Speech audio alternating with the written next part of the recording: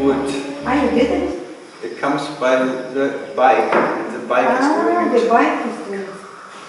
But now I have a better bike, so now it's... I'll show you. What have you got now? I'm crucified. Crucified? Yeah. Yamaha? Yamaha. Crucified by Yamaha. Did you buy one? Huh? Have you bought one or rented one? I bought one. You bought one, yeah? Renting for 6 months. No, I know it's not well. Huh? Yeah, of course, but you got it quickly then, yesterday afternoon. 2 hours later you drive. Just And you don't have to run the ring now. What? You don't have to kind of do... They do everything for you. You don't, so don't go 1,000 kilometres at 50 kilometres an hour or something.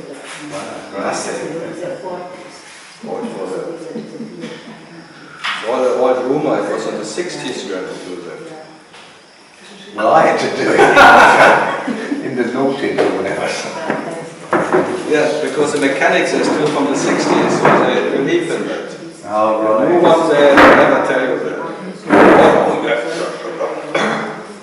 It's really hard to try. It's hard to drive faster than 50 anyway. No one has to tell me that. Would you drive faster than 50 here? Yeah, 17. not more than This guys, this is big guys. that guy? They're 150 or something. Yeah. German Michael Schumacher.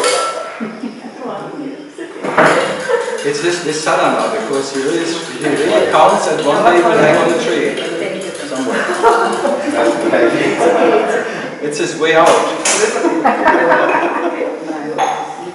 He really tries hard to find a way out of.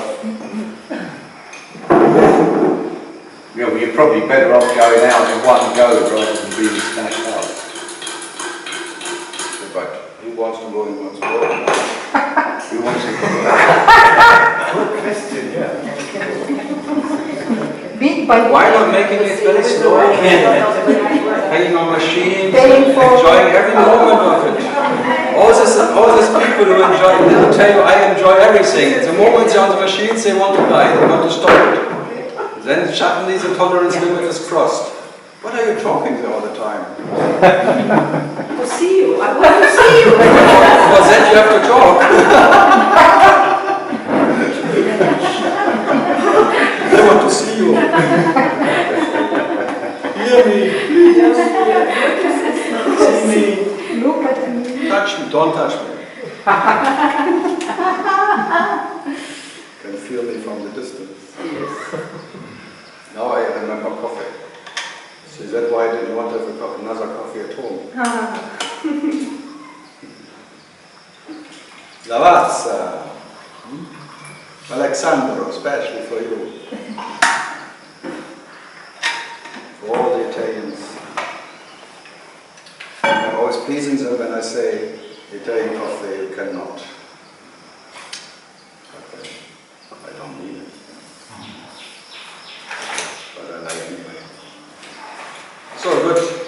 We start with biscuit or nuts.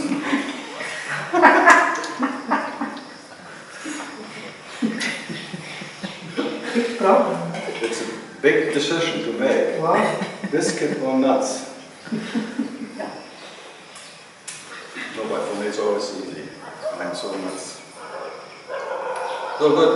Who wants? Darf ich wieder eine Frage auf Deutsch stellen und übersetzen es? Well, most of them they understand German anyway. Oh, yes. Yes. There. All Germans. They're all the German side. Mich würde interessieren, weil ich gestern mit einem Bekannten hier um den Arunachala herumgelaufen bin We und did a production yesterday, and his friend told him this is cleaning his karma. yes. No. Was würden I Sie met eigentlich? him on the way. Yes. I just was buying my bike, and he was there just coming, cleaning his karma. Nein, not for me. Also es ist nicht so, dass ich daran glaube, aber ich bin mit ihm mitgelaufen, weil ich das einfach mal machen wollte. Yeah, it's nothing against it. Tell you, it's good for sport. It's a good sport. It's good for sport, getting healthy. Ich würde gerne wissen, was Sie eigentlich über Karma sagen. I like Kama Sutra. Karma so.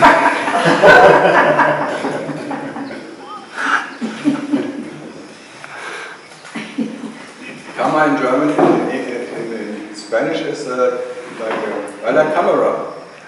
That's like karma. Did the camera decide to be a camera? Or what decided that the camera is a camera? Hat der Apparat sich entschieden dafür, ein Apparat zu sein, der Aufnahme macht? Ja, also das ist Karma. Darum heißt es Kamera. Super. So that you didn't decide to have this whatever body genetic conditioning from your ancestors, that you can call karma, genetic design from all your ancestors before. Since Adam and Eve says karma, the karma of the wish to know yourself, that's karma. Der Wunsch, sich zu kennen, das ist karma. That's come from Adam. So you're damned by Adam, wanting to know himself. Choosing the tree of knowledge. That's called the beginning of karma. So it's all the karma of consciousness, the big karma of this Bewusstsein. The one who wants to know himself, wants to be bewusst. So what to do? That's called karma, and you are just a functioning of it. The function of consciousness who wants to know himself, or itself, whatever.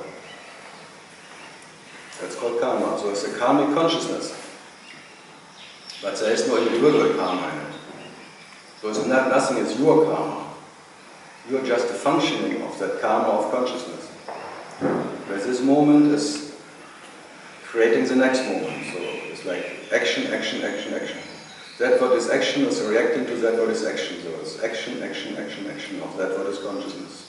The intention of knowing itself, permanent. Now we know what is karma, or not? No. You for sure not.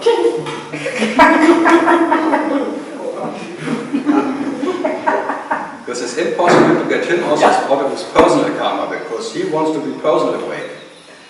He wants to be a personal enlightened one. He will be the first personal enlightened one who claims that he is enlightened, and because I made jewelry for sure.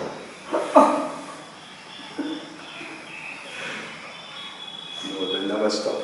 So in that karmic thing, there is sometimes some consciousness believes that he got it, or it got it. Now it's clear. So there's clarity. That is then creating another unclarity, because then you want to keep that clarity, and the moment you want to keep the clarity, you become unclear again. It's a fantastic game. So the moment you want to own clarity, it's relative again, and then you, shit, it's not it. Wow, fuck it all. Or beauty, or love. So the moment you think, now I got it. Now I'm in unconditional love. I love everything. Then you want to stay in it. The moment you want to stay in it, you're out again. It's gone. Because the moment you are in it, it's conditioned. So there's no unconditional love anymore. So wherever you are, there is conditioned. Whatever. Unconditional hate, maybe. So out of the unconditioned, Shiva, Shambhu, the unconditioned one, the one who does know himself, he starts realizing himself as that presence of him, as Jiva, and the moment Shiva is Jiva, he doesn't like it. He wants not to be Jiva. It's not what he likes. So the moment he's Jiva, he hates himself to be a Jiva. So there's unconditioned hate. Whatever the Jiva is experiencing is like an unconditioned hate experience. And then he wants to get out of it. So that is like hell. And the other side is when Shiva doesn't know himself, not knowing. Then there's heaven. Because then there's unconditional love for himself. There's just loving. So knowing and the not knowing. The knowing, there's a knower who knows himself, hell. The not knowing himself, heaven. And you are that what is realizing itself as both. So the moment you realize yourself, there's this polarity. Drop dead, you beast, they say in Germany. That means virus. It's a good wish, like, for you. Get tripped. Thank you. Everyone is first get shocked, drop that, you beast. How does he know me?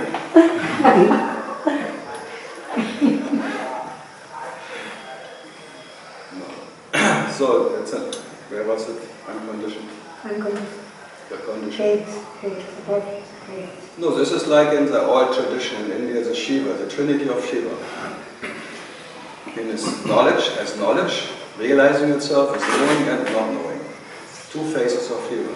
As Jiva in his whatever, and in not knowing it is no moment experience, it's not knowing. Not knowing is his preference. It became his preference, and that's why everyone here has a preference. The me has a preference to get rid of the me, because the me knows already without the me he is better off. So that you try all the time to kill your ego. And as much you want to kill it, you confirm that you need an ego to kill to be. Fantastic. Huh? It's a perfect game. Wonderful. I love it. No way out of it. It runs perfectly. Since ages, till infinity. This, whatever, absolute inaction. Can you accept this? No. No? You can only accept that. You will never accept that to be a jiva. That you can accept me, that there will never be any acceptance of being a jiva. That you maybe, that is the closest you can come to the acceptance you are. But only by being acceptance itself, you never needs to accept anything. There was nothing ever happened anyway. There is neither sheep knowing or not knowing. Neither, neti. But the moment you know yourself or don't know yourself, there's one too many. So that one too many is always doubtful, doubting himself, in knowing and in not knowing. So that doubtfulness of this I will always have a preference. And the preference is not knowing, because this is like, and then the knowing, this is the I, this is so-called the I. And that what you are is the I of the I. The I. And then from there you may sing, I.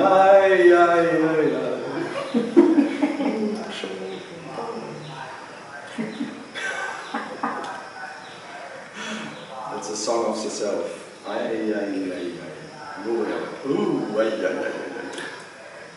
Good. Questions about that? It's already finished today. I start with the finishing. Good. Japan, all good? Very humid. Too many humans, it's very humid. Everywhere. Right, this humidity is.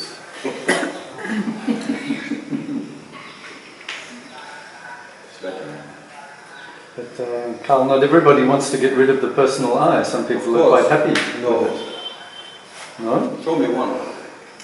Well, I can't show you, but I knew somebody. There's always someone. I knew somebody who was maybe happy. Well, should I tell or not? This was a long time ago. many moons ago. I was doing my Ananda Marga days. A fellow, he said, I don't want to become one with the Paramapurusha or with the Parabrahma. I just want to get very close.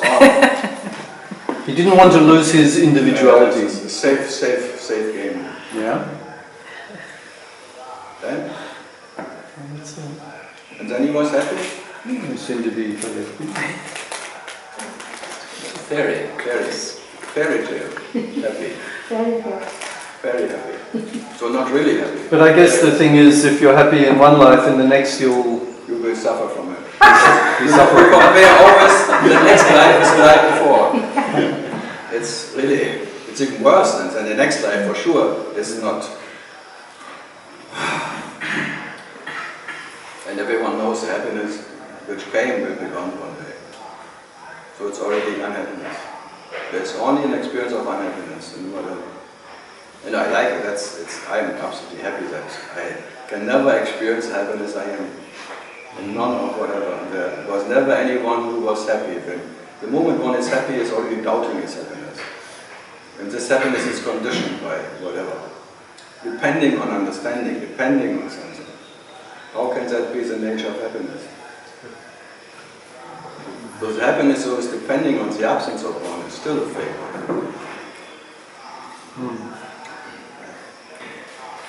And thanks God, no one came ever closer to happiness. There's not a close-up. When you think you're very close to it, you're the furthest away.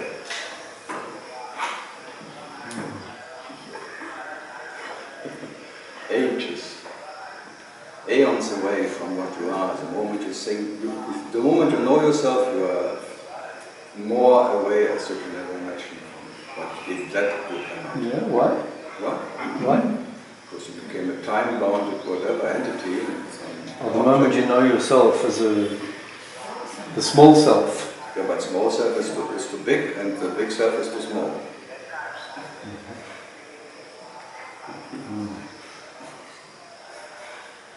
Yeah, sorry.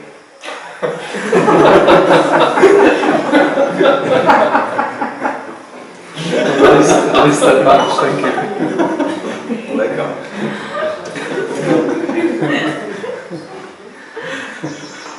Well, I like that.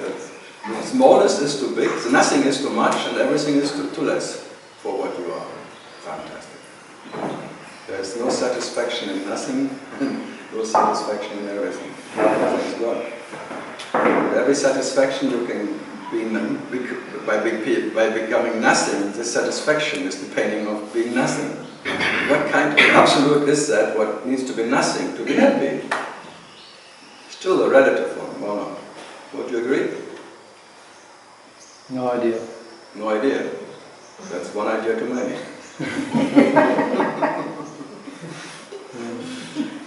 No, I can just, whatever is depending on this special circumstance of absence or presence is for sure not that one. It's neither present or absent.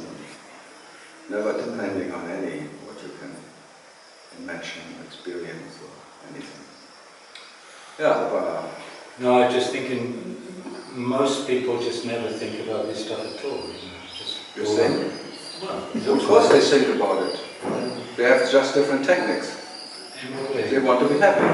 Okay, yeah. Yeah, you want to be happy. Everyone wants to be happy. If there's just different names Well, of because happiness. people are just swinging between pleasure and pain all their lives. No. Nothing. They just want to stay in pleasure. Yeah, exactly. Yeah, that is trying to be permanent happy. That is like every seeker tries it in different ways. You want to know truth to control happiness.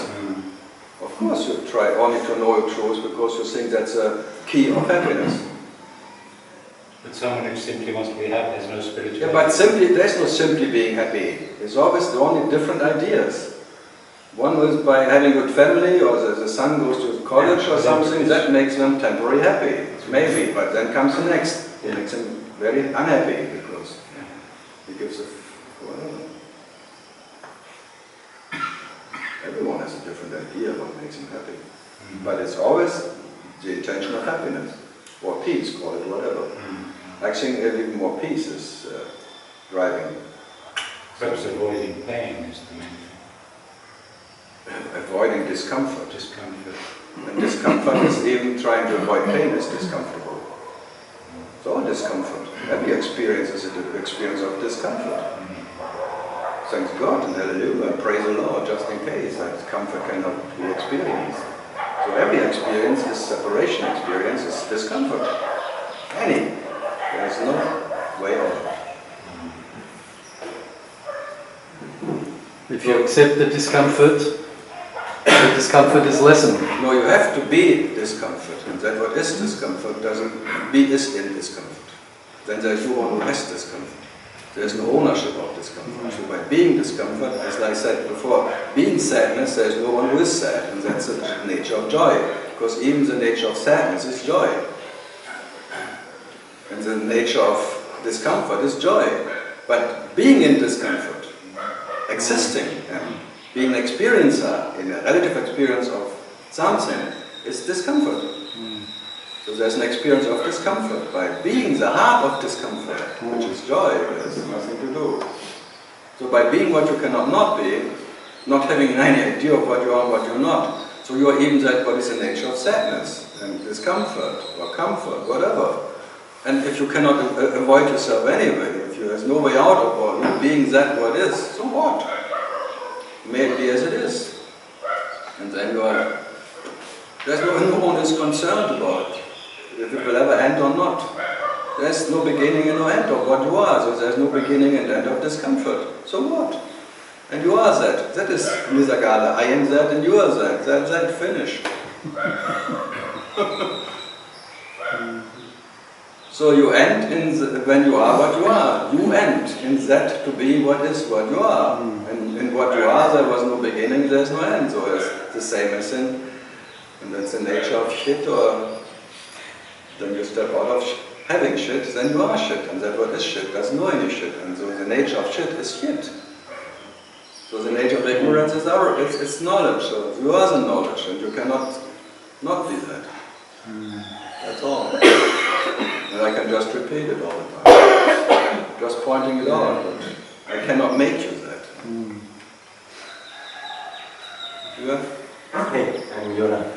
I have a question. You just said that if you think you know yourself, you're very far away from it. And You imagine yourself far away from yourself. It's an imaginary idea, and imagination becomes reality. That is the case of. So you imagine yourself to exist, and then in that moment you believe in it, you left what you are. So just believing in some imaginary idea. So it's amazing. Yeah, intuitively I agree completely with it, but I have a question. Like, from what I understood, self-realization is there even if the mind is you. The reality what you are is never interrupted. There is no doubt. So you're always that what you are. In the presence of ignorance or absence or imagination, there can only be one who is imagining something because you are that what is not an imagination. Finally. Reality can never be interrupted. And that is your nature, for sure. That you cannot attain by anything. And you cannot lose it by anything. But by your imagination, by your almighty imagination, imagine yourself as a relative one. Shiva, believing to be a puppet, he became a puppet. It became his reality. And now he wants to get out of being a puppet. But he cannot leave the puppet because he didn't become a puppet in the first place. So whatever Shiva is now doing to become Shiva again is counterproductive. This doesn't work. I agree again, but still my question is that if someone is aware of his reality and still uses... It's still one too many. Huh? It's one too many. So, I don't know how to call it. Yeah, but I tell you, there is... If there were, this if already is a doubtful if. And reality has no doubt. So that one who is and who is not, but realized, is all the dream realization. The one who claims that he realized his true nature has to lie. He is lying. Reality never needs to realize its true nature to be reality, and that one who claims to be realized for sure is a false realization. Because there is one who was before unrealized, and then there is one who is realized. What kind of realization is that? Whatever is new, whatever comes, will be gone again, so it's fleeting. And reality cannot be something what is fleeting, coming and going. New, for sure it's not new. It's neither old or new. It has to be, it was, it is, it will be, and whatever, that what you are. Uninterrupted. And it's not something what it's a new realization of your true nature. It's a silence, you are uninterrupted. Never depending on any change in the present or absence. So that what was always independent, unconditioned by anything. It's your nature now. But it will not, you cannot attain because you never left it. That's the main problem. You cannot go back to that what you never left. Fantastic, eh? But you believe you have to go back to some place, and then you make it a relative home. So whatever you enter now is a transit lounge, we call it. Transistory. Whatever you realize will be an old one, and then there comes the next realization, and the next realization. You go deeper, that's why, deeper and deeper. But it will never be your final home. But being in present, the mind loses its reality, so-called, like still thoughts will come and go, but you don't grab them, or what is it? But who needs not to grab thoughts? Say it. It's always me. Me is in the awareness that it should not hold on to something. Only the me needs things. Reality has no idea of anything else. There is no second in reality. There is no need of letting thoughts happen, or all of that techniques are just futile. They're just sport for the mind. There is an advantage in it for the mind, but it needs one who needs an advantage.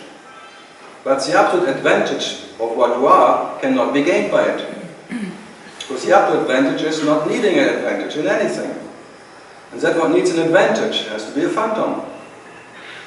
So the phantom masters and the phantom awareness masters and the phantom heart masters, they always have techniques how to control life, how to control the little wellness. But who needs to be in wellness? Again, me. Whereas even a no me is one me too many. There's no way out. Especially the one who promised you, I can show you a way out, and I made it, good luck. The phantom who made it, oh my goodness. Well done, bravo. Very nice. I was so gifted. Now I made it. So there's no one going out. There was no one ever in the first place who was unawakened, and out of that absence of one who was unawakened, there will not be one become awakened. Or that absolute absence of one who was unenlightened, there will not be one who will be enlightened. There's only an idea of a phantom who claims to be unenlightened. And then maybe he claims later, now I am realized, I am enlightened. So enlightenment depends only on me. The whole idea of enlightenment is just an invention of mind. It's a game. It's a sport of consciousness, just putting a gold medal for then one, the winner. I won, I'm Aurobindo, I have all the numbers right. The bingo, the super consciousness, me. So the desire of freedom doesn't lead anywhere. It's pain, it's suffering. The desire for freedom is the nature. The desire for truth, the desire of happiness. Even the idea is painful. It's pain. You have to pay attention, that's pain. You have to pay something for it.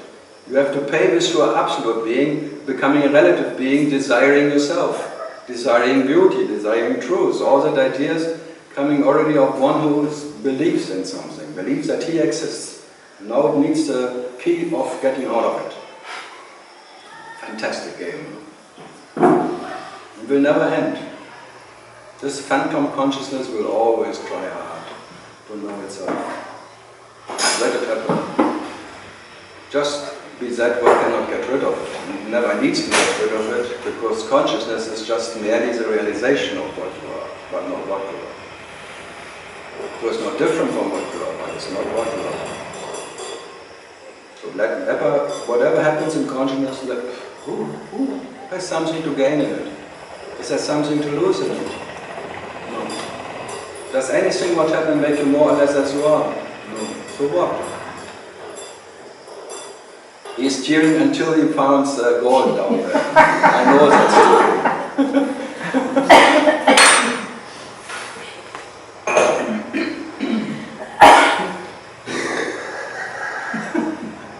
I was trying to be quiet. I know. That's me being quiet. That's like a mind who tries to be quiet. He makes the biggest noise ever. That's called a meditator, because he tries to be quiet. There's a big noise in his brain. Then then the first mosquito comes to the next to the There's no powerful mosquito in the elephant. Six mosquitoes more meditating than meditators. Serious. I like mosquitoes, they always prove that meditators don't work. The moment the mosquitoes feel it, all the silence, all the quiet, out of a peaceful meditator becomes a killer.